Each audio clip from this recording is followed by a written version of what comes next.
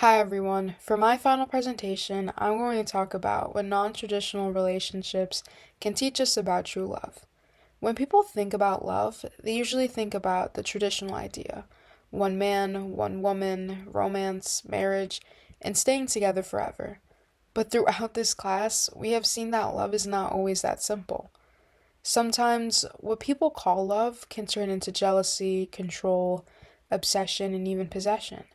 So instead of only looking at the traditional version of love, I want to look at other perspectives, like queer love, asexual love, platonic love, polyamory, open relationships, BDSM, and transgender or non binary relationships.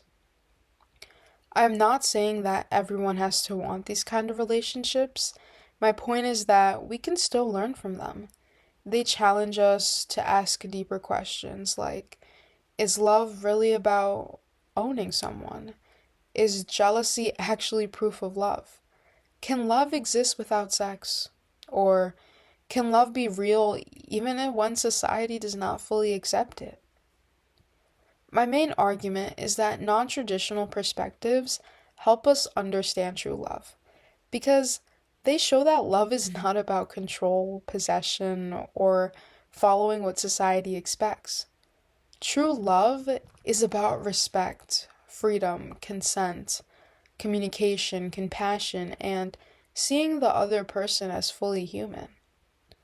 For this presentation, I will explain 8 philosophical insights that non traditional love can teach us about true love. The first insight is that true love respects the autonomy of another person. Autonomy means a person has their own freedom, choices, thoughts, and life. In relationships, this is really important because sometimes people confuse love with control. They think that if they love someone, they should be able to tell them what to do, who to talk to, what to wear, or how to act. But that is not really love, that is control. A lot of traditional relationships use language that sounds romantic, like, you are mine, or I belong to you. But when you really think about it, that can become unhealthy. A person is not property. A person is not something we own just because we love them. This connects to Kant, because Kant believed people should be treated as ends in themselves, not just as a way to get what we want. In love, this means I should not love someone only because they make me feel wanted, secure, or complete. I have to respect them as their own person. Non traditional relationships make this idea clearer because they often cannot just follow the usual relationship rules. They have to talk about what they both want, what their boundaries are, and what respect looks like for them. This teaches us that true love is not about controlling someone. True love means letting the person be fully themselves. The second insight is that love is not possession or jealousy. A lot of people act like being possessive means they care. They might say, I only act like this because I love you, or I get jealous because you matter to me. But love should not mean owning someone. When love becomes possession, the other person starts to lose their freedom. Instead of loving them as a person, we start treating them like we're afraid to lose them. That can lead to jealousy, control, and insecurity. In movies, shows, and music, jealousy is often made to seem romantic. If someone gets jealous, people say that means they care. But jealousy can quickly become toxic. It can make someone say, you cannot talk to that person, or you cannot go there, or you have to prove that you love me. But love should not have to be based on fear. This is where the idea of compersion is helpful. In the assignment, compersion is explained as feeling happiness for good things that happen to your partner, even when those things do not directly involve you. It is usually talked about in polyamorous relationships, but I think everyone can learn from it. For example, if your partner makes a new friend, gets a new opportunity, or finds something that makes them happy, Love should not automatically feel threatened by that. True love should be able to say, I'm happy that you're happy. This also connects to Sartre. Sartre shows how relationships become a struggle when we try to turn another person into an object for our own security.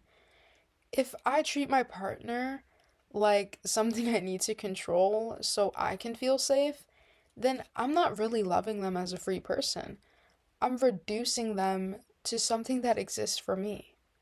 So true love does not mean never feeling jealous. It means not letting jealousy control the relationship. True love should care about the other person's happiness, not just our own comfort. The third insight is that consent is not just one moment. Consent is an ongoing form of respect. Sometimes people think consent only means saying yes or no, but I think consent is deeper than that. Consent means recognizing the other person has their own body, feelings, boundaries, and choices. This matters in every relationship and not just non traditional ones. Just because two people are dating or married does not mean one person automatically has access to the other person's body, time, emotion, or energy. BDSM communities can actually teach an important lesson here. Some people judge BDSM because they do not understand it, but many BDSM relationships focus on a lot of consent, boundaries, communication, and trust. They show that even when something looks unusual from the outside, it could still be ethical if it's based on mutual respect and agreement. This is a major philosophical point. The problem is not always whether a relationship looks traditional or non traditional. The real question is, are people consenting? Are they being respected? Are they safe? Are they treated with dignity? True love requires ongoing consent. It means checking in, it means listening, it means not assuming that love gives you permission to ignore someone's boundaries. The fourth insight is that communication matters more than assumptions. In traditional relationships, people often assume what love is supposed to look like. They assume what a boyfriend should do, what a girlfriend should do, what marriage should look like, and what commitment means. But assumptions can cause problems. One person may think love means spending all your time together. Another person might think love means giving each other space. One person may think commitment means marriage, while another person may think commitment means honesty and loyalty without needing marriage. Non traditional relationships often have to communicate more because they do not always have a clear script to follow. Queer couples, polyamorous partners, asexual partners, or non binary partners may have to talk more openly about needs, boundaries, sex, intimacy, labels, and expectations. That teaches us something important. Communication is not a sign that a relationship is weak. Communication is what makes love real. If two people never talk about what they need, then they may not actually be loving each other as they really are. They may only be loving what the roles they expect each other to play. True love requires honest communication, even when it feels awkward. Love should not be a guessing game. The fifth insight is that love does not have to follow traditional gender roles.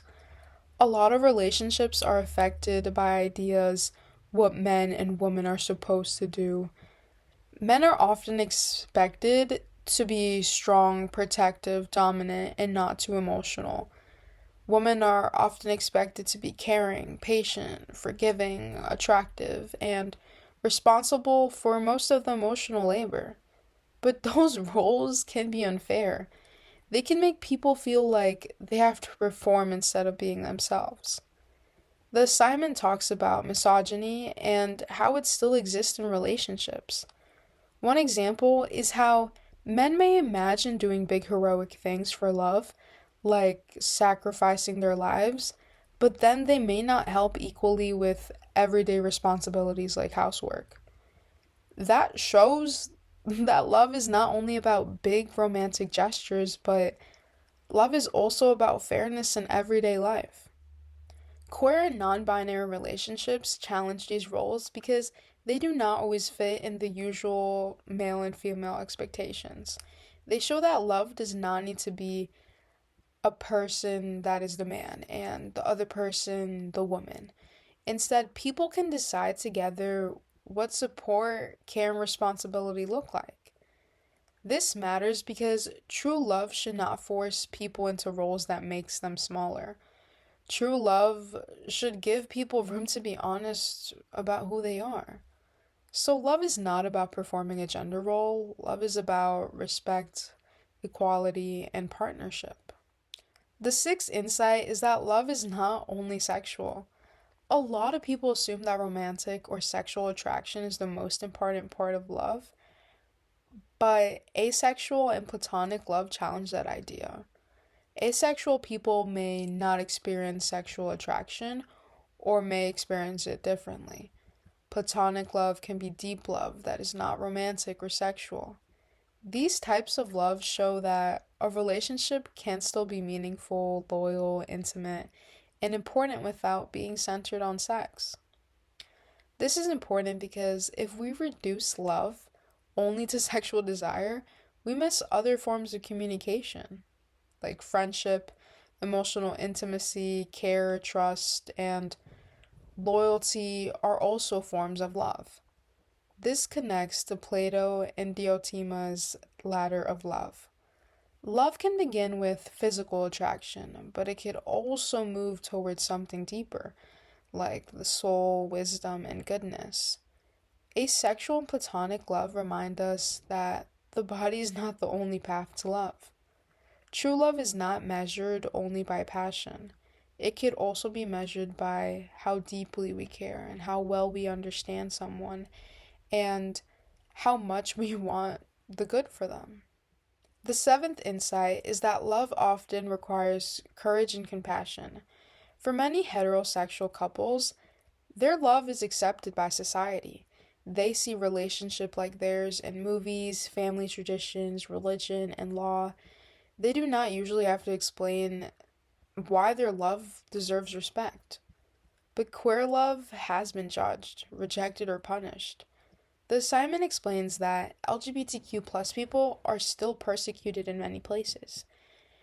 This could happen in small ways, like people staring, making comments, and in bigger ways like discrimination, laws, or violence. This shows that love is not always easy. Sometimes love requires bravery. Sometimes people have to fight just to be respected. This connects to Schopenhauer's idea of compassion. Even though Schopenhauer was a pessimistic about love and desire, his idea of compassion is still important. Compassion means recognizing that other people's suffering is real. When LGBTQ plus people are judged or harmed because of who they are, compassion means we should take that seriously.